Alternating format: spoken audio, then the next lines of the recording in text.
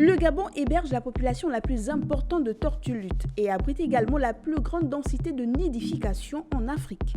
On parle de 30% de la population totale de cette espèce en danger d'extinction.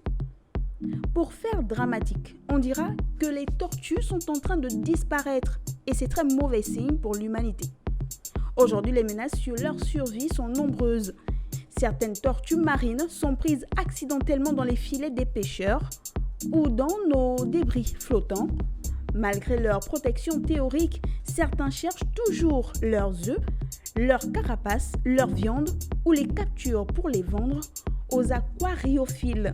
Comment ne pas s'émerveiller devant les tortues marines? Les tortues marines jouent un rôle essentiel dans la préservation de la santé des océans, et ce depuis plusieurs millions d'années déjà. Par exemple, en tant qu'espèces clés, elles sont indispensables pour l'épanouissement des réseaux alimentaires marins. Si l'on prend le cas des tortues luttes et des tortues vertes, par exemple, les tortues luttes vont se nourrir de méduses, alors que les tortues vertes vont brouter donc l'herbe marine. Des créatures tout simplement exceptionnelles qu'il faut absolument protéger.